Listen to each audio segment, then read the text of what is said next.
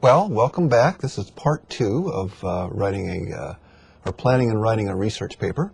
We've already covered some topics in part 1, including, researching a little bit what your professor or your instructors got to say about what they want in a paper, selecting a topic, doing some research, those kinds of things, and preparing an outline. In this second part, we're going to cover some other topics that most people know about, but they kind of skim over sometimes. Probably not to your advantage if you want to get a high quality paper in the end. Okay, so let's assume that you have already selected a topic, you know what your professor's requirements are, you've done an outline, and you've done your research. You've got a lot of good sources here. Now, how are we going to put this together? Well, the first thing you're going to do is you're going to write a rough draft, and I'm going to emphasize rough here. The idea here is that you want to, in general, capture the flow of what you did in your outline. In other words, at the beginning, you're going to have an introduction which kind of orients the reader to whatever that you're writing about. And then you're going to have the body of the paper, which really has a lot to do with, what are the specific elements that I really want to talk about that relate to my thesis or my topic. You would definitely want to be relating each one of those to your thesis. Just to be sure that there's some cohesion to the paper, that it kind of flows, and that it makes sense. We don't want to get off on tangents, as I mentioned before, because getting off on tangents is going to cost you some points in your grade. So anyways, you're going to write this rough draft. You're going to do your introduction, kind of orient people and kind of narrow it down. Write the body, which has got a lot of detail and it's got a lot of your research in it. And then, of course, come to some conclusions at the end, applying what you've actually researched, okay, into whatever the topic of your paper is. Now, there's some things that you want to keep in mind when you actually do this writing. First of all, almost all the papers I know, at least in our department, and probably others as well, have to follow APA style, okay? You should probably have an APA manual, or at least APA the easy way, so that you know kind of what you're doing. You don't have to have all the details in there, but you do need to be quoting things appropriately, even when you do your rough draft, because afterwards you may forget what was something that I quoted and what was something that I came up with. And later on, we're going to talk about Turnitin.com, which is going to monitor all this, so you definitely want to have this in place now. So you definitely want to know your APA style. You want to kind of write that rough draft, but don't get too hung up necessarily on the grammar or the order of things or anything like that. You want to capture your ideas, okay, in a kind of a rough way. And then we're going to hone this out and smooth this out later. But let's get all your ideas on paper. Let's kind of get a general flow. Let's follow the outline. And then we're going to move on into the next area, which is going to be more about reviewing and revising this draft. You're going to want to read it through, okay? You're going to want to clean it up, okay? Once you've written the whole thing, you may want to take some time and then come back at it and clean it up from a grammar standpoint, clean it up from a wording standpoint. Lots of times I get these run-on sentences and things that just don't make sense. Clean it up from, make sure you got the quotes and things in the right place. Just kind of, make it make more sense. See if it flows well. If you're really making points that relate to your thesis and, you've got your topics underneath there that all kind of fit together, that the introduction brings you down into a place that in the body you're actually going through the various elements and then coming back out again at the very end in your conclusions. Just kind of clean it up from that standpoint. And then what I tell people is put this thing away for a day or two. Because, you can get so caught up in your writing that you don't really see things that you might otherwise see, because there's a lot of assumptions running around in your head. Whereas if you put it away for a day or two and pull it back out and reread it, you're much more likely to catch those things. And then you can do a little bit more polishing and clean it up a little bit more. The objective here is, after those couple days and you re-clean it up again, now you've got something that you would want to show to somebody else. This is another step that students, I think, they miss a lot of times, is they don't have somebody else proofread their papers. Somebody knowledgeable, maybe another student or somebody like that, that can actually give you some feedback about whether this makes sense or not. Once again, we can become very narrow focused on what we're writing, and we don't see what we miss. We're wearing blinders, and we just miss certain things that somebody else would catch very easily, whether it be grammar, whether it be, does it make logical sense, does it flow, those kinds of things. An outside party can really help you with that.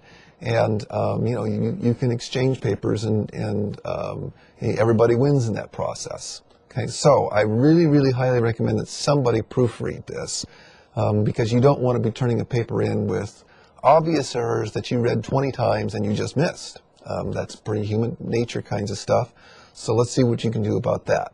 Now, once they've proofread it and you've made whatever corrections to finish that polishing up, you have to run this paper through Turnitin.com. The Turnitin.com is there to check for originality. Okay, really, from a teacher's perspective, we're looking for, did this person plagiarize anything? Did they use somebody else's words as their own, which you know you're not supposed to do? That's academic dishonesty. And it also gives you some sense of, did they use the APA style correctly? Now, there's a couple things when you use Turnitin. First of all, you will get information about how to use Turnitin from your instructor, and obviously you want to follow those things. You have to get either a green or a blue rating for the paper to be acceptable. Now, there's a couple things that will typically get in the way of that. One is there are some options when you run Turnitin that you really probably need to exclude the quotations and exclude the bibliography. There are a couple places where you can click when you submit the paper, or actually when you review the paper, just to be sure that those options are turned on. Because otherwise what it'll do is it'll scan and it'll find all these matches when in fact you quoted them already. So they really shouldn't be marked. Okay? If you happen to get something other than a green or a blue, it probably means you're not writing this in good APA style, or you didn't quote where you should have. When you get that rating, that little rating color box, if you click on the box, it'll give you a detailed report which shows you, where are all the matches and what's going on here. It shows you how it comes up with what it comes up with. Now, sometimes professors want those reports, and there's an option there where you can actually save that report to turn it in with your paper. Some do, some don't. Once again, you want to check the syllabus to see what your professor requires. So let's assume that you've run it through Turnitin.com, that you've gotten a green rating, or if you didn't get a green rating, you went back and you corrected things, and you saved it, and we're all ready to go here. We got a few final tips that we want to really throw at you. Number one, if it hasn't become obvious to this point, what I'm talking about is planning here. You can't write this paper in the last few days before it's due and do all the kinds of things I'm advocating. Really, I tell my students in a 7.5-week course, you need to start this in week 2 so that you've got enough time, that you don't feel pressured, that you can kind of go through a process to get to the end of this and still feel good about it and still be able to do all the things you need to do to get a good grade. If you wait to the last minute, if you wait to the last couple of days, you're going to be scrambling. It's going to be obvious when the paper gets read, and the grade's going to suffer for that. So planning is key here, and you need to allow yourself enough time to really make this happen. Now, there are a few pet peeves that I also want to talk about just briefly here, because when you read enough of these papers, you see these things happen over and over again, and I got to tell you, as a human being, human beings grade these papers, and it kind of gets to you. One is the recycled paper. This is the paper that was written about a different subject, maybe for a different class, and then they thought, okay, well, I can just take all that material and add a few things in it about this class, and that'll be acceptable. So I get papers that are written about other topics, and then they throw in a few things about ethics, and then they expect that that's going to get a good grade. I don't think so, okay? You really need to originally write this paper if you're going to get a good grade and stay on topic and really truly make it about ethics throughout the paper or whatever your topic is. So don't be recycling those papers because I just don't think that's going to get you what you want, assuming you want a reasonable grade for the paper. A couple other things. When people are writing, if they go off on tangents, they go off into an area which really isn't related to their thesis or their main topic. I see people write a page or page and a half on something that's very tangential, and it makes no sense to me. I don't know why people do this. I think they didn't do outlines, or they didn't really know what their thesis was. But they suffer in their grade for that because they're getting off track, and it doesn't make any sense. It doesn't help move the thesis forward. So you don't want to do that.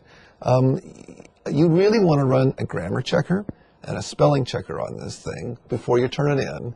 And like I said, you want to make sure it flows. If I have trouble reading the paper, any instructor, if they have trouble deciphering what you're saying, and that happens more than a few times, they're going to get frustrated. And that's not a good thing for you as far as what's going to happen in your grade.